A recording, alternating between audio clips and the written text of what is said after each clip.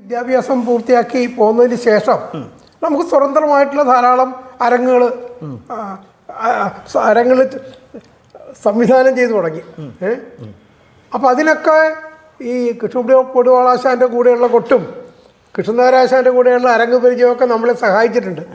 അപ്പോൾ അവിടുന്ന് വിദ്യാഭ്യാസം പൂർത്തിയാക്കി പോകുന്നതിന് ശേഷമുള്ള പിന്നെ അങ്ങ് പലയിടത്തും ക്ലാസ്സുകളെടുത്തു, ചിലയിടത്ത് പഠിപ്പിക്കാൻ ചില സ്ഥാപനങ്ങളിൽ പഠിപ്പിച്ചു. അതൊക്കെ ഒന്ന് സൂചിപ്പിക്കാമോ എവിടെയൊക്കെയാണ്? ഞാൻ കലാമണ്ഡലത്തിൽ നിന്ന് പോകുന്നതിന് ശേഷം പല സ്ഥലങ്ങളിലായിട്ട്, അതായത് കൊല്ലം, തിരുവനന്തപുരം, ചേർത്തല, ഇങ്ങനെ പല സ്ഥലങ്ങൾ, ഏറ്റുമാനൂർ, ഇങ്ങനെ പല സ്ഥലങ്ങളിലായിട്ട് കുട്ടികളെ പോയി പഠിപ്പിക്കേണ്ട ആഴ്ച 2 ദിവസം. അത് അങ്ങനെ ആ ഒരു കാലഘട്ടത്തിലാണ് തെക്കോട്ട് കൂടുതലും ചാൻസ് കിട്ടിയത്. പലരും എന്നെ കളി ഏൽപ്പിക്കാൻ തുടങ്ങി. ഇതിൻ്റെ ഇടയിൽ ഞാൻ കലാമണ്ഡലത്തിൽ നിന്ന് പോകുന്നതിന് ശേഷം ഒരു 4-5 വർഷം തായമ്പ കൊണ്ട് നടന്നിരുന്നു. പിന്നീട് തായമ്പയിലേക്ക് വന്നു തിരിച്ച് തായമ്പ കൊണ്ട് നടന്നിരുന്നു. അല്ല, കലാമണ്ഡലത്തിൽ തായമ്പ പഠിച്ചാണോ? അതെ അതെ, തായമ്പ. പക്ഷെ അന്നത്തെ ഇന്നത്തെ തായമ്പയ്ക്ക് മാറ്റമുണ്ട്. കലാമണ്ഡലത്തെ തായമ്പയ്ക്കും മാറ്റം എല്ലാതും. ഇന്നിപ്പോൾ കാണുന്ന തായമ്പ എന്ന് പറഞ്ഞു കഴിയുമ്പോൾ അതിന് എന്താ പറയണത്, തായം പ്ലസ് വക എന്നാണ്. താളത്തിൽ എണ്ണം കൂട്ടുക എന്നാണ്. ഇപ്പോൾ തായം വക എന്ന് പറയണ്ട, തായം പക എന്നേ പറയാൻ പറ്റുള്ളൂ. കാരണം എന്നെ സംബന്ധിച്ച് ഞാനത് ആരും കുറ്റം പറയല്ല. ഈ കയ്യടി കിട്ടാൻ വേണ്ടിയിട്ടുള്ള തായമ്പയാണെന്ന് ഞാൻ ആരും പറയില്ല. കാലത്തിൻ്റെ ഗതി അനുസരിച്ച് മാറും. പക്ഷേ ഞങ്ങളൊക്കെ പണ്ടൊക്കെ കൊട്ടുമ്പോൾ ഇപ്പോൾ അടിസ്ഥാന എണ്ണം കഴിഞ്ഞാൽ ഇപ്പോൾ ഗിണ്ണക്കാം നഗിണ്ണക്കാം നഗിണ്ണക്കാം ഇങ്ങനെയൊക്കെ ചിലതൊക്കെ നഗതര ഗിണ്ണക്കാം നഗതര ഗിണ്ണക്കാം ഇതൊക്കെയാണ്. ഇന്നിപ്പോൾ അങ്ങനെയല്ല. നണ്ണാക്കാം നണ്ണാക്കാം നണ്ണാക്കാം. എന്താ എണ്ണം എന്നുള്ളത് എനിക്ക് നിശ്ചയമില്ല. ഞാൻ പലരും തായമ്പ് കേട്ടിട്ടുണ്ട്. മണ്ണാഴൂശാൻ്റെ തായമ്പിക്കാൻ താളം പിടിച്ചിട്ടുണ്ട്. തൃത്താലക്കേശപ്പുകളുടെ തായമ്പിക്കാൻ താളം പിടിച്ചിട്ടുണ്ട് തിരുനക്കര വെച്ച്.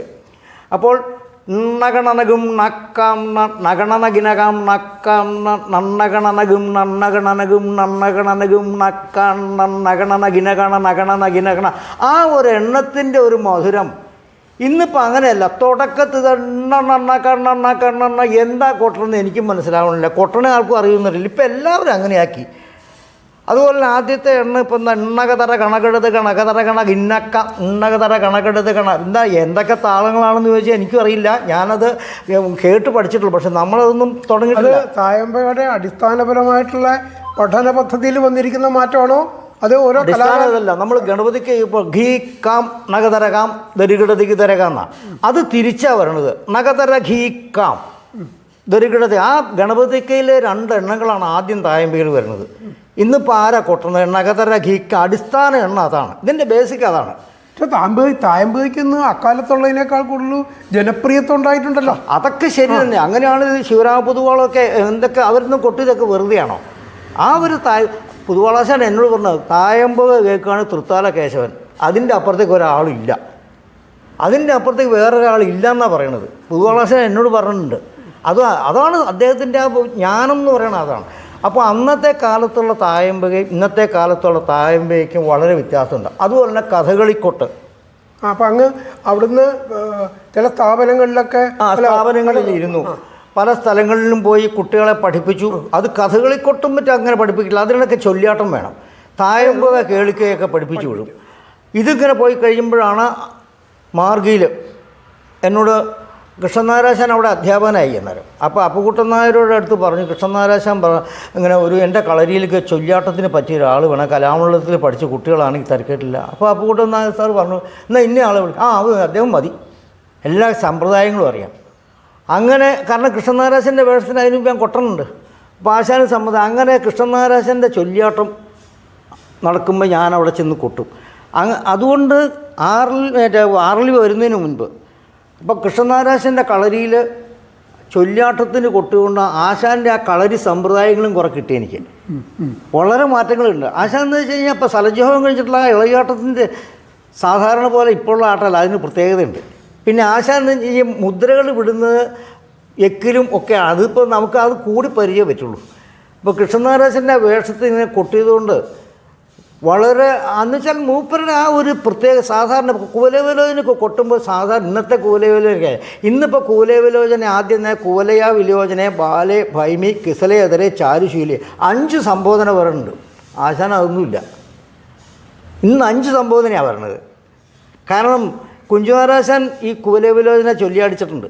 ഞാൻ കൊട്ടിയിട്ടുണ്ട്. ആദ്യത്തെ രംഗം കഴിയുന്നവരെ അടന്തയിലെ ശരിക്കുള്ള ഇരട്ടി, ആ ഇരട്ടി മാത്രമേ എടുക്കുള്ളൂ. ഇപ്പോൾ ആ ഇരട്ടിക്കകത്ത് എന്തെല്ലാം മുദ്രകൾ കാണിക്കേണ്ട കൂലവിലോചനയ്ക്കൊക്കെ അന്നതില്ല. അപ്പോൾ പറഞ്ഞു വന്നത് എന്താണെന്ന് വെച്ച് കഴിഞ്ഞാൽ, ഞാനിങ്ങനെ പല സ്ഥലത്തും കുട്ടികളെ പഠിപ്പിക്കുന്ന സമയത്താണ് മാർഗിയിൽ എന്നെ കൃഷ്ണനാരാശാൻ പറഞ്ഞ് നിർബന്ധിച്ചെടുപ്പിച്ചത്. അങ്ങനെ ഒരു 10-18 വർഷം അവിടെ 18 വർഷം ജോലി അവിടെ ഇരുന്നു. അതിനു മുമ്പ് ആദ്യം മാർഗി തുടങ്ങിയ കാലത്ത് ഞാനിരുന്നു. ഞാൻ പിന്നെ അത് അപ്പോഴേക്കും ധാരാളം പുറമേ കളികൾ വരുന്നുണ്ട്. അതുകൊണ്ട് ഞാനത് 1 വർഷം കഷ്ടിയിരുന്ന് ഇട്ടെറിഞ്ഞ് പോയി. എന്നിട്ടാണ് ആയാങ്കുടി കുട്ടപ്പന്മാരാർ അവിടെ വരുന്നത്. ആ അങ്ങനെ വിട്ടെറിഞ്ഞപ്പോൾ അവർ നിന്നിട്ട് പകൽക്കുറിയിലെ കലാഭാരതി ഉണ്ടല്ലോ. വെമ്പായൊക്കെ പഠിത്തം കഴിയും. വെമ്പായൊക്കെ ഞാൻ കലാകുളത്തിൽ പഠിക്കുമ്പോൾ ഇവിടെ പഠിക്കുക, ആറളിൽ പഠിക്കുകയാണ്. വെമ്പായ അപ്പു കുട്ടമ്പിള്ള. അപ്പോൾ ഇതൊക്കെ കഴിഞ്ഞ് ഞാൻ അവിടെ 1 വർഷം കഷ്ടിരുന്നപ്പോൾ ഞാൻ കളികൾ ധാരാളം വരുന്നുണ്ട്. ഞാൻ ഇട്ടിട്ടിങ്ങ് പോന്നു. പിന്നീട് അത് കഴിഞ്ഞിട്ടാണ് കൃഷ്ണനാരാശൻ്റെ അവർ അന്ന് മാങ്കുളം ആണ് പഠിപ്പിക്കണത്. അപ്പോൾ ഇവിടെ മാർഗിയിൽ ഞാൻ ആദ്യം ചെല്ലുമ്പോൾ 75 അതൊക്കെ കഴിഞ്ഞ് ഞാൻ ഇട്ടിട്ട് പോകുന്നു. പിന്നെ ഞാൻ അവിടെ കളികൾ ധാരാളം കിട്ടുന്നുണ്ട്. അതിട്ട് കളയാനും പറ്റില്ല. നമ്മളൊരു 10 ആളുടെ അംഗീകാരം കിട്ടാൻ വേണ്ടിയിട്ടാണ് നോക്കണത്. അത് കളഞ്ഞാൽ പറ്റില്ലല്ലോ. എനിക്കൊരു 10-25 വയസ്സ് കഴിഞ്ഞിട്ടല്ലേ ഉള്ളൂ. പ്രായം നല്ലോണം അധ്വാനിക്കേണ്ട സമയമാണ്. ഇതൊക്കെ കഴിഞ്ഞപ്പോൾ പിന്നെ അപ്പുക്കുട്ടൻ നായർ എനിക്ക് എഴുതി അയച്ചു വരണം എന്ന് നിർബന്ധമായിട്ട് ഇതേ കൃഷ്ണൻ നായരുടെ കളരിയിൽ കൊട്ടണം. അങ്ങനെ പറഞ്ഞ് 18 വർഷം അങ്ങനെ ഇരിക്കുമ്പോഴാണ് ആർഎൽവിയിലെ സെലക്ഷൻ കിട്ടുന്നത്. പിന്നെ ഇവിടെ നിന്നാണ് പെൻഷൻ പറ്റണത്. ഇവിടെ 8 വർഷം കഷ്ടി കിട്ടുള്ളൂ. അപ്പോൾ അത് പിന്നെ കളികൾ ധാരാളം തെക്കോട്ടും വടക്കോട്ടും കിട്ടിക്കൊണ്ടിരുന്നു. ധാരാളം കിട്ടി. മാർഗിയിലിരുന്നപ്പോൾ ധാരാളം വിദേശ പര്യടനങ്ങളും കിട്ടി. എല്ലാം കിട്ടി. ഇപ്പോൾ അതിനുശേഷം ആർഎൽവിയിൽ വന്നപ്പോഴും ധാരാളം കിട്ടി. അത് ഓരോൻ്റെ ഒരു ഭാഗ്യം പോലെ ഉള്ളൂ. ഈ തെക്കും വടക്കും അരങ്ങുകൾ കിട്ടാറുണ്ടായിരുന്നല്ലോ. ധാരാളം കിട്ടും. ഈ തെക്കനും വടക്കനുമായിട്ടുള്ള സമ്പ്രദായങ്ങൾ ഇപ്പോൾ അഷ്ടകലാശം തന്നെ നോക്കാം. മടവൂരാശാൻ്റെ അഷ്ടകലാശം ഒരു പ്രത്യേക വഴി, മാങ്കുളത്തിൻ്റെ അഷ്ടകലാശം വേറൊരു വഴി. തെക്ക് തന്നെ പല വഴികളുണ്ട്. പല വഴികളാണ്. അതാ ഞാൻ പറഞ്ഞ പപ്പുള്ളിയുടെ ഒരു വഴി, പരമ്പുള്ളിയുടെ ഒരു വഴി. കലാമണ്ഡലത്തിൽ എന്ന് പറഞ്ഞു കഴിഞ്ഞാൽ അതിനൊരു സമ്പ്രദായമുണ്ട്. ഒരു സ്ഥാപനം വന്നതുകൊണ്ട്. ഇല്ലെങ്കിൽ അതും പോയി. അതാണ് ഞാൻ പറഞ്ഞില്ലേ, രാവുണ്ണിമേനോനാശാനായിട്ട് ആ ഒരു സമ്പ്രദായം. അപ്പോൾ ഈ അരങ്ങ് അനുഭവങ്ങളുണ്ടല്ലോ, തെക്കും വടക്കുമായിട്ടുള്ള അരങ്ങ് അനുഭവങ്ങളെ പറ്റി എന്തെങ്കിലും പറയാനുണ്ടോ? അരങ്ങ് അനുഭവം എന്ന് വെച്ച് കഴിഞ്ഞാൽ തെക്കൻ ദിക്കിലുള്ള ആ ഇന്നിപ്പോൾ തെക്കൻ ചിട്ടയിൽ ആരും തന്നെ ഇല്ല, ഒക്കെ വടക്കരായി. അപ്പോൾ അന്നത്തെ കാലത്ത് അതും കലർപ്പുകളായി എല്ലാവർക്കും. അന്നത്തെ കാലത്ത് മങ്കൊമ്പ് ശിവശങ്കരൻ പിള്ള, മടവൂർ വാസുദേവൻ നായർ, ഓയൂർ കൊച്ചുകുന്ന പിള്ള, അതുപോലെ ഹരിപ്പാട് രാമകൃഷ്ണപിള്ള, ചെന്നിത്തല ചെല്ലപ്പൻ പിള്ള, മാങ്കുളം, കുടമാളൂര്, ഇങ്ങനെ അനവധി കലാകാരന്മാരായിട്ട് യോജിച്ച് തെക്കൻ സമ്പ്രദായം, ഈ തെക്കൻ സമ്പ്രദായത്തിൻ്റെ ഇപ്പോൾ ഹരിശ്ചന്ദ്രയുടെ ബാണയുദ്ധം, കംസവധം, ഇതിൻ്റെയൊക്കെ ചടങ്ങ് എനിക്ക് മടവൂരാശാനാണ് പറഞ്ഞു തന്നത്. എനിക്കറിയില്ലായിരുന്നു. അപ്പോൾ അതിൻ്റെയൊക്കെ ചടങ്ങ് കളരി സമ്പ്രദായം അതെന്ന് വെച്ചാൽ ഇപ്പോൾ നമ്മളിപ്പോൾ ശൂരപത്മാസുരോധം മറ്റേ ആരാ കണ്ടിരിക്കണവരെ, ഇതൊക്കെ മടവൂരാശാനാണ്. തെക്കോട്ടതുണ്ടാവും. ഹരിശ്ചന്ദ്രയുദ്ധത്തിൻ്റെ ഗുരുദക്ഷിണ, ഇതിൻ്റെയൊക്കെ ചടങ്ങും ചിട്ടകളൊക്കെ തെക്കോട്ട് പോയി നിഴൽക്കുത്ത്. അതേതാണ്ട് മടവൂരാശാൻ കഴിഞ്ഞവരോട് അതിന്റെ ഒരു പിന്തുടർച്ച ഇല്ലാതായി. പിന്തുടർച്ച കലാമണ്ഡലത്തിലൊരു കളരി ഉള്ളതുകൊണ്ട് അത് എം കെ നായർ അത് കൊണ്ടുവന്നു. അല്ലെങ്കിൽ തീർച്ചയായിട്ടും അതും ഉണ്ടാവില്ല. എം കെ നായർ ഇത് കൊണ്ടുവന്നുകൊണ്ടാണ് ഇന്നിപ്പോൾ തെക്കൻ സമ്പ്രദായം കപ്പിളിങ്ങാടൻ ചിട്ട നിലനിൽക്കുന്നത്. അല്ലെങ്കിൽ അതുണ്ടാവില്ല. പണ്ടൊക്കെ ഞാൻ കേട്ടിട്ടുണ്ടേ, ചില വേഷക്കാർക്ക് ചില കൊട്ടുകാരെ ഇഷ്ടമല്ല. അവരുടെ ഇഷ്ടമല്ല. എന്നോട് രാമകൃഷ്ണൻ പറഞ്ഞിട്ടുണ്ട്, ചങ്ങനാശ്ശേരി വാഴപ്പള്ളി വെച്ച് ഞാൻ വിളക്കും കൂടെ തെക്കൻ സമ്പ്രദായം കഴിഞ്ഞാൽ വളരെ നന്നാവും എന്ന് പറഞ്ഞിട്ടുണ്ട്. ആശാൻ ഇതൊന്നും ഇഷ്ടമൊന്നുമല്ല. എന്നുവെച്ചാൽ വടക്കൻ കളരിയിൽ കൊണ്ടുവന്ന് ഒരു തെക്കൻ സമ്പ്രദായം കൊണ്ടുവച്ച് രാമകൃഷ്ണൻ ഒട്ടും ഇഷ്ടപ്പെട്ടിട്ടല്ല. പിന്നെ ആശാനൊന്നും പറയുമൊന്നുമില്ല അതിനെപ്പറ്റി. എന്നോട് ഒരു ദിവസം പറഞ്ഞു വാഴപ്പള്ളിയിൽ വെച്ചിട്ടൊക്കെ. അപ്പം ഞാൻ പിന്നെ അതൊന്നും, നമുക്കിപ്പോൾ ഏതായാലും തെക്കനേതായാലും വേണ്ട വടക്കനേതായാലും വേണ്ട, നമ്മൾ കളിക്ക് ചെല്ലുക, കൊട്ടുക, അത്രേ പോരുള്ളൂ. എന്നെ സംബന്ധിച്ച് അത്രേ ഉള്ളൂ. കാരണം ഇന്നിപ്പോൾ എല്ലാം ഒന്നായി. അതിപ്പോൾ നാട്ടിലെ കൊല്ലം ഭാഗത്ത് ചെന്നാലും തൃശ്ശൂർ ഭാഗത്തിന് സംസാരത്തിന് നീട്ടിലും കുറക്കലും ഉണ്ടാവും. അതുപോലെയൊക്കെ തന്നെ ഉള്ളൂ. കഥകളി ഒന്നാണ്. ഇപ്പം നമ്മൾ കുശലവന്മാരുടെ ആദ്യത്തെ രംഗം കഴിഞ്ഞാൽ ശ്ലോകമാണ് ആജ്ഞാമാലംബനം. അതൊരു ആ ഒരു ശ്ലോകമാണ്. തെക്കോട്ട് അതല്ല. ആ ശ്ലോകം കഴിഞ്ഞ് ആട്ടം കഴിഞ്ഞാൽ പിന്നെ ഇവർ തിരിഞ്ഞു നിന്ന് കുറേ കൂടെ ആട്ടം ഉണ്ടാവും. അതാണ് അവിടെ വനം കാണുക. വനഭവനത്തിൻ്റെ ആജ്ഞാമാലംബിന മാതുരു വനഭൂവി ചജവാൽ സഞ്ചരന്തവ് കുമാരവും എന്നാ പറയണത്. ഇവർ കുശലവന്മാർ ഇത് വനം ഭംഗി എന്നടിക്കുക. സാഗം സംരക്ഷണീയവും സകല ഗുണഗണൈ ചന്ദ്രബിംബോപമാസ്യാൻ ഉത്പ്രേക്ഷൽ കാണുകയായി. അപ്പോൾ അവിടെ അതല്ല. അതുപോലെ തന്നെ ഇപ്പോൾ അഷ്ടകലാശം, മടവൂരാശാൻ്റെ അഷ്ടകലാശം, ആ കൂട്ടക്കലാശം 14 താളവട്ടാണ്. മാങ്കുളത്തിന് 11 ഉള്ളൂ. എന്താ എങ്ങനെ ഈ 11 വന്നേ? വടക്കോട്ട് 12 ഉള്ളൂ. ഇതിലേതെങ്കിലും അല്പം അശ്രദ്ധ വന്ന് ഒക്കെ പോകും. ഈ വടക്കൻ എങ്ങനെയാണ് ഇങ്ങനെ വരണമെന്ന് ചോദിച്ചാൽ നമുക്ക് അറിയില്ല. വലിയ ബുദ്ധിമുട്ടാണ്. കൊട്ടുകാരനെ അയ്യോ, ഒരു ചെണ്ടക്കാരൻ്റെ ചുമതല. ഇന്നിപ്പോൾ ഒരു രൗദ്രഭീമനും ഒരു ദുശ്ശാസനും, ഇന്നിപ്പോൾ കഥകളി നടക്കുന്നുണ്ട് ഇവിടെ. ആ ദുശ്ശാസനും ആ രൗദ്രഭീമനും അവിടെ ഒരു മഹാഭാരത യുദ്ധം, ഒരു പോർക്കളം സൃഷ്ടിക്കണമെങ്കിൽ മേളക്കാരൻ്റെ കഴിവാണ്. അല്ല, കഥകളി എത്ര വലിയ കലാകാരനാണെങ്കിലും ആ കല, അവൻ്റെ ആവിഷ്കാരം ആളുകളുടെ മനസ്സിൽ പൂർണ്ണമായിട്ട് പതിയുന്നത് മേളം കൊണ്ടാണ്. അത് മാത്രമല്ല, ഞാൻ പ്രേക്ഷകരെ ശ്രദ്ധിക്കില്ല. എനിക്കിഷ്ടമല്ല കഥകളി ഇരിക്കുമ്പോൾ ആ നടനെ എത്രത്തോളം നമ്മൾ കൊണ്ടുവരിക. ഞാൻ പ്രേക്ഷകർ ആരൊക്കെ ഇരുന്നാലും അവരെ ഞാൻ ശ്രദ്ധിക്കില്ല. എനിക്ക് അങ്ങനെ ഒരു നിർബന്ധമുണ്ട്. കഥകളിയിലായാലും ശരി, എവിടെയായാലും ഒരു സംസാരം നടക്കുമ്പോൾ ആ സദസ്സിൽ നമ്മുടെ വേണ്ടപ്പെട്ടവരൊക്കെ ഉണ്ടാവും. അങ്ങോട്ട് ഞാൻ ശ്രദ്ധിക്കില്ല. ആ നടനെ നമ്മൾ നേരെയാക്കി കൊണ്ടുവരികയാണ്. കൊച്ചുകുട്ടികളായാലും ശരി, വലിയ കുട്ടികളായാലും എന്തെങ്കിലും ആയിക്കോട്ടെ, നമ്മളെ സംബന്ധിച്ച് ഒരു കലയ്ക്കും ഒരു കലയ്ക്കും ഒരു പശ്ചാത്തല വാദ്യത്തിന് ഉള്ളതിനേക്കാൾ കൂടുതൽ പങ്ക് ഈ ചെണ്ട എന്നൊറ്റ വാദ്യത്തിന് കഥകളി വിജയിപ്പിക്കുന്നതിലുണ്ട്. അത്രേ ഉള്ളൂ. ഇപ്പം ചെണ്ടയില്ലാത്തൊരു കഥകളി എന്ന് പറഞ്ഞാൽ തിരമാലയില്ലാത്തൊരു ശാന്തസമുദ്രമാണ്. അത്രേ പറയാൻ പറ്റില്ല. ചെണ്ടയാണ് പ്രധാന ഇതിൽ. മത്തളം വേറൊന്ന്, നമുക്കൊരു കലാകാരന്, ചെണ്ട കലാകാരനെ ഈ കഥകളിയിൽ കുറേ പരിമിതികളുണ്ട് അല്ലേ? ഒരു തായമ്പകാരൻ വെച്ചാൽ അവൻ്റെ മനോധർമ്മം, അവൻ്റെ കഴിവനുസരിച്ച് നന്നായിട്ട് കൊട്ടി ഫലിപ്പിച്ച് പൊലിപ്പിച്ച് കൊണ്ടുവരാൻ പറ്റും. ഇത് നമുക്ക് ആ സ്വാതന്ത്ര്യവും, വേളപ്പദം ഇപ്പം ഇല്ലാതായി. വേളപ്പദത്തിൽ അല്ലെങ്കിൽ നമുക്ക് ഈ സ്വാതന്ത്ര്യം. അതാണല്ലോ ഈ കഥകളി ചെണ്ടയും തായമ്പകയായിട്ടുള്ള വ്യത്യാസം. ഒരു കലാകാരൻ്റെ പാഠവും പ്രദർശിപ്പിക്കുകയാണ് ഒരു തായമ്പക്കാരൻ്റെ കഴിവ്. ഇത് നമുക്ക് കഥകളിയിൽ ഇപ്പം മേളപ്പദം പാട്ടുകാരൻ വച്ചിട്ട് ഇപ്പോൾ ചലമാലയം കഴിഞ്ഞ് പോയി കഴിഞ്ഞാൽ പിന്നെ അവിടുന്ന് അങ്ങോട്ട് ചെണ്ടയും മാത്രവും അവിടെയുള്ള അത് സമയം ഉണ്ടെങ്കിൽ അരമണിക്കൂർ 10 മിനിറ്റ് വേഗം തീർക്കണമെന്ന് പറഞ്ഞാൽ ഇവിടെ നടനം ഒരുങ്ങിയിട്ടോ എന്ന് പറയും. അതനുസരിച്ചാണ് പിന്നെ പോക്ക്. ഇപ്പോൾ സന്ധ്യയ്ക്ക് കേളി കൊട്ടുന്നുണ്ട്. ഞാനൊക്കെ പഠിക്കുന്ന കാലത്ത് ഒരു മണിക്കൂറൊക്കെ വരും. ഇന്നിപ്പോൾ 5 മിനിറ്റ് പോലും കേളിയുടെ മുഖം കഴിഞ്ഞ് ഒരു 4 ഇരട്ടിയും കൊട്ടിയിട്ടെങ്കിൽ പോരും. എവിടെ എത്തിയതൊക്കെ അതാണ്. അല്ല, മറ്റ് ദൃശ്യ നൃത്തകലകൾക്കൊക്കെ നർത്തകൻ അല്ലെങ്കിൽ നർത്തകിയുടെ മുഖം, ഭാവങ്ങള് ഈ പക്കമേളം വായിക്കുന്നവർ കാണാം. പിന്നെ ഇത് നമ്മൾ പുറകിൽ നിന്നല്ലേ, അത് വലിയൊരു പരിമിതിയാണ്. നമ്മൾ പുറകിൽ നിൽക്കുന്നു. എന്താണ് മുഖത്ത്, എന്താണ് മുദ്രകളെന്ന് നമുക്ക്, അതാണ് ഞാൻ പറയാൻ വരുന്നത്. അതാണ് ചൊല്ലിയാട്ടം. ചൊല്ലിയാട്ടത്തിനുണ്ട് ഇപ്പോൾ ഒരു 15 ശൃംഗാരപദം, 4 താളവട്ടം നോക്കിക്കാണുന്ന ഒരു ശൃംഗാരപദം എന്ന് പറഞ്ഞു കഴിഞ്ഞാൽ ആദ്യം ശൃംഗാരം നടിക്കുകയാണ്. ആ നായികയുടെ മുഖം കണ്ട് ഭംഗി നടിക്കുന്നു. രണ്ടാമത്തെ ശങ്കടി പാടുമ്പോൾ മാറിടം കാണുന്നു. ആ മാറിടത്തിനുള്ള ഭാവത്തിന് കൂട്ടുക. അത് കഴിഞ്ഞ് മൂന്നാമത്തെ പൊന്നാനി കൊണ്ട് പാരവശ്യായി. 4ാമത്തെ രംഗത്ത് ആ പൊന്നാനി ശങ്കടി പാടുമ്പോൾ കാലിൻ്റെ പാദം കാണുക, ആ 10 വിരലുകൾ കാണുക. അത് കഴിഞ്ഞ് അവിടെ അനുസരിച്ചിട്ട് പദം തുടങ്ങുക. ഇതാണ് അത് കളരിയിൽ നിന്ന് കിട്ടുന്നതാണ്. അതാണ് അച്യുത പൊളാശൻ്റെ കളരി എന്ന് പറഞ്ഞപ്പോൾ ചിത്രമുഖോ നമുക്കൊരു ശത്രു ഉണ്ടായതും എന്ന് പറഞ്ഞു. ഈ മുദ്ര കാണിക്കുമ്പോൾ ഇതിനൊരു നീളമുണ്ട്. എനിക്ക് അടി കിട്ടിയിട്ടുണ്ട്. അതാ ഞാൻ പറയാം അങ്ങനെ പത്മനാഭൻ്റെ കളരിയിൽ നിന്ന്. ഇതൊരു 4 തിത്തിത്തയ്യാണ്. ഇവിടെ 4 തിത്തത്തി. അത് കഴിഞ്ഞാൽ പിന്നെ 2, പിന്നെ 1. അത് കഴിഞ്ഞ് അവസാനം ഇതങ്ങ് വിടുന്നു. പിന്നെ അതിനൊരു നീളമുണ്ട്. ഇത് പ്രത്യേകം കളരിയിൽ കൂട്ടിച്ചിരിക്കും. അതുപോലെ ഉത്ഭവത്തിൽ രാവണൻ്റെ 8 തലയും അറുക്കണേന് ഇതിന് പ്രത്യേക ഈ ത്രിപടവട്ടത്തിൽ 8 തലയും, ഒരു തല പിടിക്കണു, ഒരു തല അറക്കണു, ഒരു തല കളയണു. ഇതിന് അച്യുത പൊളാശൻ എന്നെ പ്രത്യേകം കൊട്ടിച്ചിട്ടുണ്ട്. ഗിണ്ണ ഇത് പ്രത്യേകം കുട്ടിക്കും. അതിൻ്റെ ഒരു ഗണിതം കപസാട്ടത്തിൻ്റെ ഒരു, അതുപോലെ ഇപ്രകാരം യാചിച്ചു വാങ്ങിയതല്ല എന്ന് പറയുന്നുണ്ട്. ബലവീര്യത്തോടെ ചെന്ന് അപ്പോൾ ആ ഉത്ഭവത്തിൽ രാവുണ്ട് അച്യുത പൊളാശൻ പറഞ്ഞ് ക്ലാസ് എടുക്കണമെന്ന് വെച്ചാൽ കൊണ്ടുപോവാ എന്ന് കണ്ണുകൊണ്ടും വെക്കെന്ന് സ്വപ്ന കൊണ്ട് ഇപ്രകാരം യാചിച്ചു വാങ്ങിയതല്ല എന്നുള്ളത് ആദ്യത്തെ ഒരു 2 താളവട്ടം വരും. അത് കഴിഞ്ഞ പിന്നെ ആ 2 താളവട്ടം മുദ്ര തീരുള്ളൂ.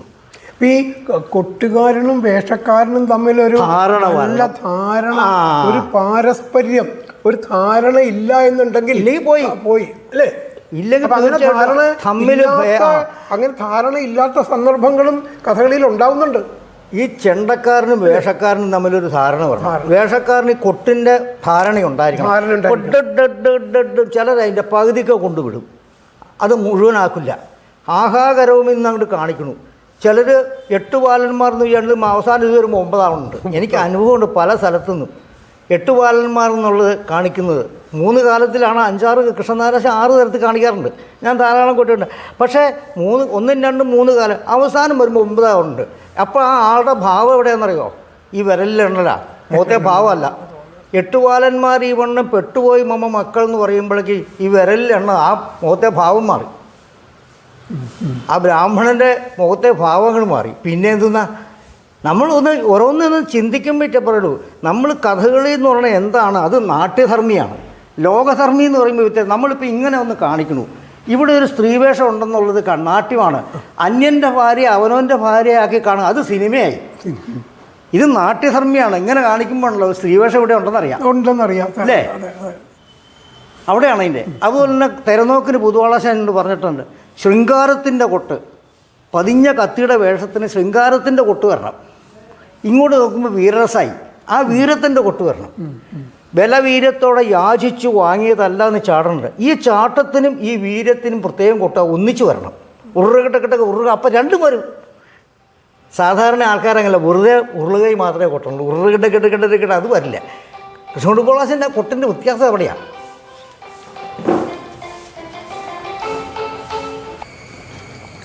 നമ്മൾ പണ്ട് കഥകളി ആയാലും തായമ്പയായാലും ഒക്കെ പഠിപ്പിച്ചിരുന്ന ഒരു സമ്പ്രദായമുണ്ട്. അനേക വർഷത്തെ ഒരു സാധന കൊണ്ടാണ് ഒരു കലാകാരൻ ജന്മമെടുത്തിരുന്നത്. അതെ. ഇപ്പോൾ അത് മാറി എല്ലാം കോഴ്സുകളായി, സിലബസായി, കോഴ്സായി, 3 കൊല്ലം 2 കൊല്ലം നിയമങ്ങളൊക്കെ ആയി വന്നപ്പോഴത്തേക്കും പിന്നെ അഭ്യസന സമ്പ്രദായത്തിലെ പഴയ കാലത്തപ്പോൾ ഒരു കാഠിന്യം ഇന്നില്ല. അങ്ങ് ആദ്യം തന്നെ സൂചിപ്പിച്ചു, അങ്ങയുടെ ഗുരുനാഥൻ്റെ അടി കൊണ്ടിട്ട് കണ്ണിന് കാഴ്ച കുറഞ്ഞതും പുറത്തും ദേഹത്ത് പല ഭാഗത്തും ഉള്ള വേദന അനുഭവിച്ചു നോക്കും. ഈ കാലത്ത് അങ്ങനെയൊന്നും ശിക്ഷിക്കാൻ പറ്റില്ല, ആരെയും ശിക്ഷിക്കലേ ഇല്ല. സ്നേഹിച്ചിട്ട് പഠിപ്പിക്കാൻ പറ്റിയ കലയല്ല ഇത്, ശിക്ഷിച്ച് തന്നെ പഠിപ്പിക്കണം. അപ്പം ശിക്ഷിക്കലില്ല. പിന്നെ വരുന്നത് അധ്യാപന സമ്പ്രദായം. പുതിയ അങ്ങ് 3 സ്ഥാപനങ്ങൾ ജോലി ചെയ്തിട്ടുണ്ട്. കലാമണ്ഡലത്തിലുണ്ട്, മാർഗിയിലുണ്ട്, RLVയിലും ഉണ്ട്. ഇപ്പം RLV ഒക്കെ കോളേജായ സ്ഥിതിക്ക് അവിടെ 10 മുതൽ 4 വരെ ബെല്ലടിച്ച് ഓരോ പീരീഡും കഴിഞ്ഞ് ബെല്ലടിച്ച് കോളേജ് വിടുക എന്നുള്ളൊരു രീതി ആയപ്പോൾ കലാമണ്ഡലത്തിലെ പോലത്തെ ഒരു അഭ്യസന രീതി ഒന്നും ഇവിടെ ഇല്ല. ഈ 3 സ്ഥാപനങ്ങളിൽ പഠിപ്പിച്ചപ്പോൾ ഇവിടെയൊക്കെ വന്നിരിക്കുന്ന അഭ്യസനത്തിൻ്റെ മാറ്റം, അതേപ്പറ്റി അങ്ങേക്ക് എന്താ പറയാനുള്ളത്? കലാമണ്ഡലത്തിൽ ഞാൻ പഠിക്കുന്ന കാലത്ത് വെളുപ്പിന് 4 മണിക്ക് ബെല്ലടിക്കും സാധകം ചെയ്യാനായിട്ട്. ഉഴിച്ചിൽ കാലത്ത് അന്ന് 3 മാസത്തെ ഉഴിച്ചിലുണ്ട് വർഷക്കാലത്ത്. ഇപ്പോൾ അത്രയൊന്നും ഇല്ലെന്ന് തോന്നുന്നു. അപ്പോൾ ഞങ്ങൾ ജൂൺ 15 മുതൽക്ക് ഫെബ്രുവരി 15 വരെയാണ് ചെണ്ട സാധകം, മത്തോളം ചെണ്ടയൊക്കെ ആയിട്ട് ഓരോ കളരിയിൽ. അങ്ങനെ ആ സാധകം ഒരു 6:30 മണി വരെ എന്തായാലും ഉണ്ടാവും. അത് കഴിഞ്ഞ് ഞങ്ങൾ കുളിക്കാനൊക്കെ പോകും. ഭാരതപ്പുഴയിലാണ് കുളിയൊക്കെ. രാവിലെ 7 മുതൽക്ക് കഞ്ഞി ഒക്കെ ആയിട്ട് 8:30 കൃത്യം ക്ലാസ് കൊടുക്കുക. അതിനു മുമ്പ് ഒരു പ്രെയറുണ്ട്. 8:30 മുതൽക്ക് 12 മണി വരെ ചൊല്ലിയാട്ടം, പിന്നെ കളരി, ഇങ്ങനെയൊക്കെയാണ് അന്നത്തെ. പിന്നെ എല്ലാ വെള്ളിയാഴ്ച ഓറും രാത്രി ക്ലാസ് ഉണ്ടാകും. തേപ്പ് ക്ലാസ്സൊക്കെ അന്ന് എല്ലാ സാഹിത്യ ക്ലാസ് ഉണ്ട് ഉച്ചയ്ക്ക് 2 മണി നേർക്ക്. അതുകൂടാണ്ട് വേഷക്കാർക്ക് തേപ്പ് ക്ലാസ് ഉണ്ട്, മുഖത്ത് തേച്ച് പഠിക്കും. ഇപ്പോൾ അതൊന്നും ഇല്ലെന്ന് എനിക്ക് തോന്നുന്നത്. പിന്നെ ഞങ്ങൾക്ക് രാത്രി ക്ലാസ് ഉണ്ട് 7:15 തൊട്ട് 8:30 വരെ, അന്നത്തെ രാത്രി ക്ലാസ്. ഇന്നിപ്പോൾ രാത്രി ക്ലാസ് ഉണ്ടോയെന്ന് അറിയില്ല. ഇന്നിപ്പോൾ വളരെ മാറ്റങ്ങൾ വന്നു. കുട്ടികളുടെ എല്ലാവരും കാലത്തിനനുസരിച്ചൊക്കെ മാറും. അപ്പോൾ ഉച്ചയ്ക്ക് ഞാൻ ആദ്യം ചെന്ന വർഷമൊക്കെ അവിടെ ഉച്ച കഴിഞ്ഞ് ചൊല്ലിയാട്ടം ഉണ്ടായിരുന്നു കലാമണ്ഡലത്തിൽ. പിന്നീട് അത് മാറ്റം വരുത്തി. അപ്പോൾ രാവിലെയും ഉച്ച കഴിഞ്ഞ് ചൊല്ലിയാട്ടമാണ്. അത് പിന്നെ രാത്രി ക്ലാസ്. ഈ രാത്രി ക്ലാസ്സിൻ്റെ ഉദ്ദേശം എന്ന് വെച്ചാൽ രാവിലത്തെ ചൊല്ലിയാട്ടം കഴിഞ്ഞാൽ അതിൻ്റെ സംശയങ്ങൾ മുഴുവൻ തീരണത് ഈ രാത്രി ക്ലാസ്സിനാണ്.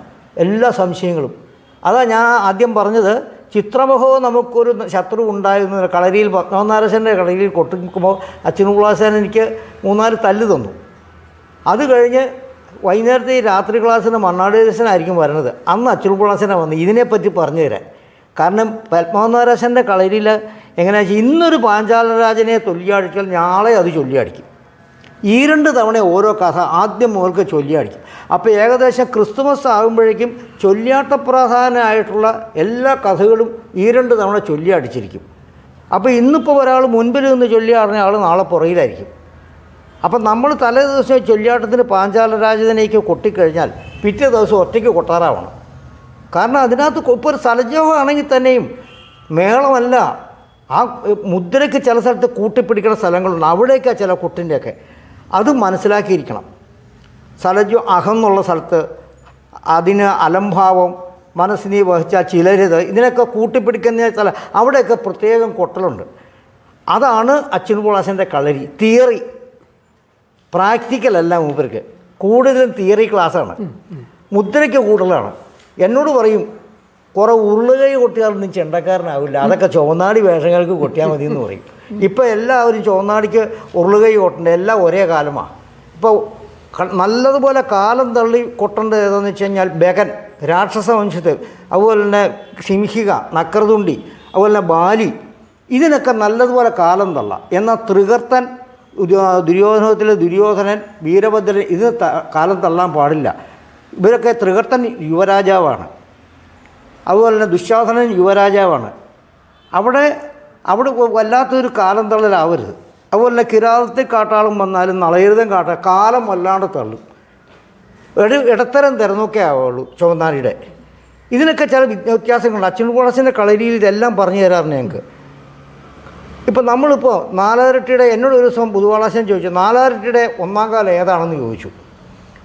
ഈ നാലായിരട്ടി കൂട്ടുമ്പോൾ എല്ലാവരും ഇട്ടിരുന്ന് കൊടി, എന്താ ഈ നാലായിരട്ടി, ഇതിൻ്റെ ഒന്നാം കാലം എവിടെ പോയി എന്നാണ് ചോദിക്കണത്. അപ്പോൾ കൃഷ്ണോട് പൊളാശ ഒരു ദിവസം കളി കഴിഞ്ഞ് വന്നപ്പോൾ എന്നോട് പറഞ്ഞു, നമ്മളിപ്പോൾ ഇലത്താളത്തിന്മേൽ പിടിക്കുന്നത് ഇങ്ങനെ പിടിക്കും,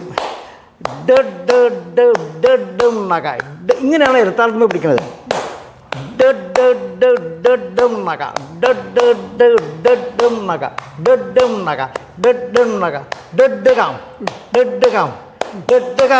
അതാണ് നാലായിരട്ടിൻ്റെ ഒന്നാം കാലം തെരനോക്കിൻ്റെ പതിഞ്ഞ തെരനോക്ക്.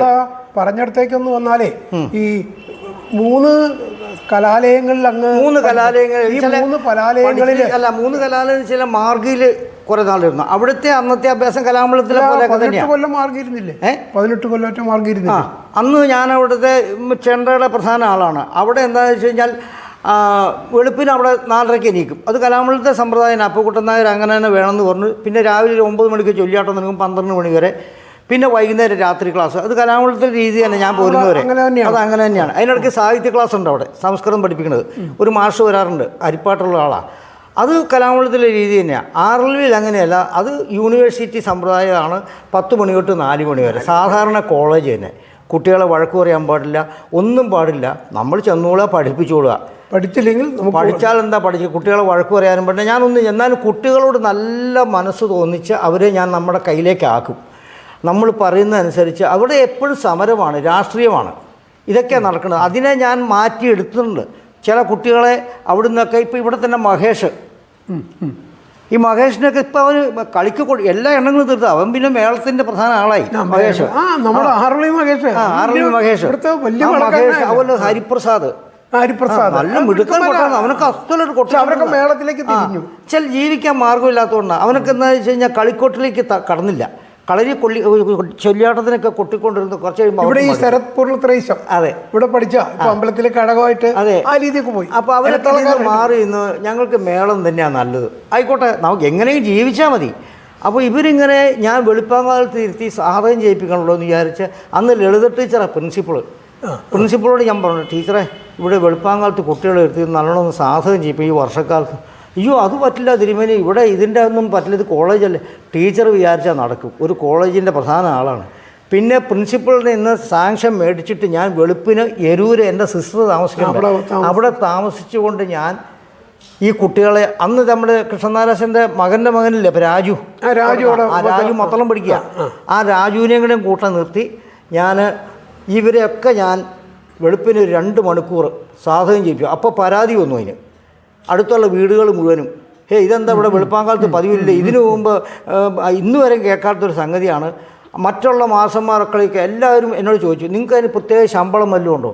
ശമ്പളമൊന്നുമല്ല, ആത്മാർത്ഥതയാണ്. നമ്മൾ ഒരു കുട്ടിയെ നമ്മൾ നേരെയാക്കി എടുക്കുക. നിങ്ങളൊക്കെ ഇവിടെ എത്രയോ പേര് പഠിക്കേണ്ട ഒരാളെങ്കിലും മര്യാദയ്ക്ക് ഒരു ശിഷ്യന്മാരുണ്ടോ എന്ന് ചോദിച്ചാൽ, അതുകൊണ്ട് നിങ്ങളതൊന്നും പറയണ്ട. എൻ്റെ ആത്മാർത്ഥത, എനിക്ക് സർക്കാർ അതിന് കാശും തരണില്ല, ഒന്നും എനിക്കിട്ട് വേണ്ട. കുട്ടികൾ നേരെയാവുക, നല്ല ശിഷ്യന്മാരെ വാർത്തെടുക്കുക. അതാണ് ഞാൻ ആദ്യം പറഞ്ഞ പോലെ ഈ രാവുണ്ണിമന്നാശൻ്റെ ഒരു ശ്ലോകം ചൊല്ലിയില്ലേ, കോട്ടം വിട്ട് അഭ്യസിപ്പിച്ച് അവരിൽ ഒരുവനാൻ രാമനെ കേമനുള്ളൂ എന്ന് പറഞ്ഞ പോലെ നമ്മൾ ശിഷ്യന്മാരിൽ ഇപ്പം മഹേഷ് നന്നായിട്ട് കൊട്ടാറായി. ഞാനതിന് നല്ലോണം മെനക്കെട്ടു. അതെന്ന് വെച്ചാൽ അവന് മേളം മതി, ജീവിക്കാൻ നല്ലൊരു ഇതായി, നല്ല മേളക്കാരനായി, ഇഷ്ടംപോലെ പേരായി, ധാരാളം പരിപാടികൾ. അപ്പം നമ്മളെന്ന് വെച്ചാൽ ശരിക്കും കൈ മറിച്ചിട്ടുള്ള സാധകമാണ് ഞാൻ ചെയ്യിപ്പിച്ചത്. പിന്നെ വേറൊന്ന്, ഇപ്പം കലാമണ്ഡലത്തിലേക്കാണെങ്കിൽ ഒരു കുട്ടി 8ാം ക്ലാസ് വരും, 8, 9, 10, 11, 12 ഡിഗ്രിക്ക് വരുന്നത്. അതെ. ഇപ്പം ഈ യൂണിവേഴ്സിറ്റി സ്ഥാപനങ്ങളിൽ ഈ 5 കൊല്ലത്തെ പഠനം ഇല്ല, നേരെ വന്ന് BA-ക്ക് ആയിരുന്നു ഇവിടെ. അപ്പോൾ 3 കൊല്ലം BA-ക്ക് 10 മുതൽ 4 മണിക്ക് ബെല്ലടിക്കുന്നവരെ പഠിക്കുന്നു. അതിനിടയ്ക്ക് കുറേ ദിവസം സമരമായിട്ടും പോയി. പിന്നെ എങ്ങനെ ഈ അക്കാഡമിക് സിലബസിനകത്ത് നിന്ന് ഒരു കലാകാരൻ എങ്ങനെ രൂപം കൊള്ളാൻ സാധിക്കും? ഇപ്പോൾ ഞാനൊക്കെ പഠിക്കുന്ന കാലത്ത് അന്ന് സിലബസ് എന്ന് പറയണ ഒന്നുമില്ല. അന്ന് ഗുരുനാഥന്മാർ കളരിയിൽ നിന്ന് പറഞ്ഞു തരുന്നത്, ചൊല്ലിയാട്ടക്കളരി ആയാലും എന്തായാലും നമ്മൾ, എൻ്റെ കയ്യിൽ ചെറിയൊരു ഡയറി ഉണ്ടാവും. പത്മനാഭേശൻ്റെ കളരിയിൽ നിന്ന് രാമകൃഷ്ണ പറയണത് അപ്പോൾ ഞാൻ ആ ഡയറിയിൽ കുറിച്ച് വയ്ക്കും. അതാണ് എൻ്റെ സിലബസ്. അതിൽ നിന്നാണ് എനിക്ക് കിട്ടിയത്. പിന്നെ മന്നാടേശൻ്റെ കളരിയിൽ നിന്ന് അതുപോലെ അച്ഛന് പോളച്ചൻ്റെ അവർ പറയണത് അപ്പോഴങ്ങ് കുറിച്ച് വയ്ക്കും. അപ്പോൾ ഞാൻ ഇപ്പോൾ എല്ലാ വെള്ളിയാഴ്ചയോറും ഞങ്ങളെ ആട്ടം പറയിപ്പിക്കുക. അച്ഛന് പോളച്ചൻ ഉദ്ഭവത്തിൽ രാവണൻ്റെ ആട്ടം പറയും, പിറ്റേ ദിവസം ബലരാമൻ പറയണം, അതിൻ്റെ പിറ്റേ ദിവസം പീടി പറയണം, അത് എന്നിട്ട് മുദ്രകൾ കാണിക്കണം. ഇങ്ങനെയൊക്കെയാണ് ചെയ്യണം. നമ്മൾ ചെണ്ടക്കാരൻ തന്നെ കാണിക്കണം. പിന്നെ എന്നാലേ എന്താ കാണിക്കണമെന്ന് നമുക്ക് മനസ്സിലാവുള്ളൂ. ഇതൊരു പ്രത്യേകതയാണ്. ചെണ്ടക്കാരൻ ശരിക്ക് ഒരു വേഷക്കാരൻ വേഷവും സാഹിത്യം അറിഞ്ഞിരിക്കണം. അതായത് ചിട്ടപ്പുഴ നരകാസുരനായാലും ശരി, സംഗീതം അറിഞ്ഞിരിക്കണം. എല്ലാ ആട്ടങ്ങളും നമ്മുടെ മനസ്സിലുണ്ടായിരിക്കണം. അത് നമ്മൾ പിന്നെ വായിച്ചിട്ടുള്ള അറിവ് അതില്ലെങ്കിൽ നടക്കില്ല. നല്ലതുപോലെ വായിക്കണം. പുരാണജ്ഞാനമാണ് പ്രധാനമായിട്ട് ഒരു ചെണ്ടക്കാരനെ സംബന്ധിച്ച് വേണ്ടത്. ഇപ്പോൾ ഒരു വേഷക്കാരൻ എന്ന് പറഞ്ഞു, ഒരു മലയാളം പണ്ഡിറ്റിൻ്റെ ഗ്രേഡ് ഉണ്ടായിട്ട് സംസ്കൃത അക്ഷരങ്ങളുടെ അർത്ഥങ്ങൾ മുഴുവൻ പഠിക്കണം. ഇന്നിപ്പോൾ ഒരു മലയാളം അധ്യാപകൻ, ഒരു ഹൈസ്കൂളാവട്ടെ എന്തെങ്കിലും ആവട്ടെ, ഒരു വേഷക്കാരൻ മലയാളത്തിൻ്റെ അർത്ഥം മനസ്സിലാക്കാതെ എന്തെങ്കിലും മുദ്ര മടിക്കാൻ പോകും. ഈ 3 ഇയർ കോഴ്സ് എന്നൊക്കെ പറയുമ്പോൾ ഇതുവെല്ലാം നടക്കണ്ടോ? അപ്പോൾ എന്താണെന്ന് ചോദിച്ചാൽ നമ്മളൊന്ന് സിലബസ് നോക്കിയിട്ടല്ല പഠിച്ചിരിക്കുന്നത്. സിലബസ് ഇപ്പോൾ ഞാൻ ആർലി കോളേജിൽ എന്നോട് സിലബസ് തയ്യാറാക്കി. അപ്പം നമ്മൾ പഠിച്ച രീതിയിലുള്ള സിലബസ് നോക്കുമ്പോൾ ഒന്നും ആവില്ല. ഇവിടുത്തെ ഈ വർഷത്തിനനുസരിച്ചേ പറ്റുള്ളൂ. 10 മണി തൊട്ട് 4 മണി വരെ. അപ്പോൾ ആ 10 മണി തൊട്ട് 4 മണി വരെയുള്ള സിലബസ് തയ്യാറാക്കണം. അപ്പോൾ എല്ലാം തികയില്ല.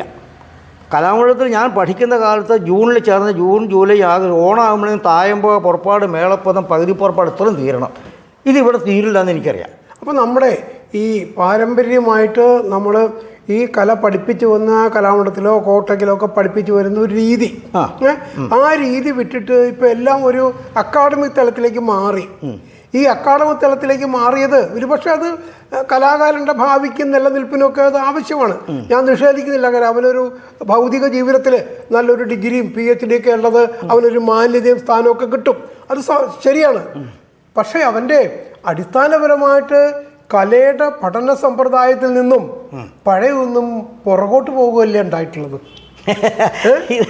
ഇങ്ങനെ അങ്ങോട്ട് ആയാലേ നമ്മൾ ഈ അന്നത്തെ കാലത്ത് ഇന്നത്തെ കാലത്തും വളരെ വ്യത്യാസമുണ്ട്. ഇന്നിപ്പോൾ നമ്മൾ പഠിക്കാൻ പോണത് ഈ രാഷ്ട്രീയമാണ്. ഇലക്ഷനൊക്കെ നടക്കുന്നുണ്ട് ഈ കോളേജിൽ. അന്ന് ഇലക്ഷനും ഇല്ല, ഒന്നുമില്ല, രാഷ്ട്രീയവും ഇല്ല, ഒന്നുമില്ല. ഞങ്ങളൊക്കെ പഠിക്കുന്ന കാലത്ത് ഗുരുനാഥനെ പേടിച്ച് പഠിക്കുക.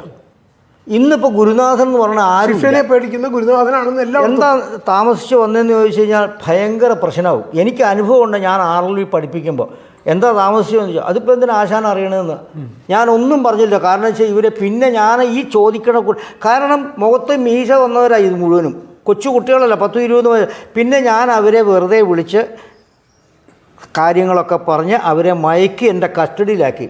കാരണം നിങ്ങൾ അച്ഛനും അമ്മയും നിങ്ങൾ രാവിലെ പറഞ്ഞു വിടണേ, എന്തെല്ലാം നിങ്ങൾ പഠിച്ച് മിടുക്കന്മാരാവാൻ വേണ്ടിയിട്ടല്ലേ. അങ്ങനെ നല്ല കാര്യങ്ങൾ പറഞ്ഞ് നിങ്ങൾ ഇലക്ഷനും പോകാൻ, കോളേജ് ഇലക്ഷന് പങ്കെടുക്കണം. ഇതെല്ലാം ഇതൊക്കെയാണ് ഇവിടെ ഇപ്പോഴും അങ്ങനെ തന്നെയാണ് നടക്കുന്നത്. ഞാൻ ഒരു പ്രത്യേക കുറ്റം പറയല്ല, എല്ലാ സ്ഥാപനത്തിലും ഇങ്ങനെ തന്നെയാണ്. എൻ്റെ അനുഭവം കൊണ്ടാണ് പറഞ്ഞത്. രാഷ്ട്രീയമാണ് എല്ലാ സ്ഥലത്തും. ഇന്നിപ്പോൾ രാഷ്ട്രീയം ഏത് കൊച്ചു കുട്ടിക്കാണെങ്കിലും രാഷ്ട്രീയമാണ്. കോളേജിൽ അതായി. നമ്മൾ പഠിക്കുന്ന കാലത്ത് ഗുരുനാഥന്മാരെ പഴയ കാലത്ത് എങ്ങനെയാണെന്ന് വെച്ച് കഴിഞ്ഞാൽ വീടുകളിൽ ഗുരുനാഥന്മാർ താമസിച്ച് കുട്ടികളെ പഠിപ്പിക്കല്ലേ. ഗുരു ശുശ്രൂഷയാൽ വിദ്യ എന്നാണ് പറയുന്നത്. ശുശ്രൂഷയാണ് അതിൻ്റെ. ഗുരുവിനെ ശുശ്രൂഷിച്ചിട്ട് ഗുരുവിൻ്റെ പ്രീതനാക്കുക എന്നുള്ളത്. എന്നിട്ട് വിദ്യ പഠിക്കാം. പുഷ്കലേന ധനേന ച, ധാരാളം വിദ്യ പഠിക്കണമെങ്കിൽ നമ്മൾ ധനം കൊടുത്ത് പഠിക്കാം. അഥവാ വിദ്യയാ വിദ്യ നമുക്ക് കൊടുക്കാൻ പറ്റിയില്ലെങ്കിലോ നമ്മുടെ കയ്യിലുള്ള വിദ്യ അങ്ങോട്ട് കൊടുക്കുക. ചതുർത്ഥം നോപപദ്ധ്യതൽ എന്ന് പറയുന്നുണ്ട്. ഇത് ഇല്ലാതെ നാലാമതൊരു വഴിയില്ല എന്നൊരു ശ്ലോകം പ്രത്യേകം പറയുന്നുണ്ട്. പണ്ടൊക്കെ കാലം സ്ഥാപനങ്ങൾ വരുന്നതിന് മുൻപ്, ഇന്നിപ്പോൾ സ്ഥാപനങ്ങൾ ധാരാളമായി, സ്കൂളിൽ വരെ കഥകളിയായി. അന്ന് അതില്ല. അപ്പോൾ അതിൻ്റേതായിട്ടുള്ള വ്യത്യാസങ്ങളുണ്ട് നമുക്ക്. ഇപ്പോൾ നമ്മളിപ്പോൾ ഈ RLV കോളേജ് വരണു, അതുപോലെ തന്നെ തിരുവനന്തപുരത്ത് മാർഗി കഥകളി വിദ്യാലയമുണ്ട്. രണ്ടും രണ്ട് തരത്തിലാണ്. അത് കഥകളി വിദ്യാലയമാണ്. ഇത് RLV മ്യൂസിക് കോളേജ് ഫൈൻ ആർട്സായി. ഫൈൻ ആർട്സായി. അപ്പോൾ അവിടെ 10 മണി തൊട്ട് 4 മണി വരെ ഉള്ളൂ. നമ്മളുടെ അഭ്യാസമൊന്നും അവിടെ നടക്കില്ല, മുഴുവനൊന്നും കിട്ടില്ല. അന്ന് പഠിച്ചു പോന്നിരിക്കുന്നത് വെച്ച് കഴിഞ്ഞാൽ ഗുരുനാഥന്മാരെ ഭയന്ന് ആണ് പഠിക്കുന്നത്.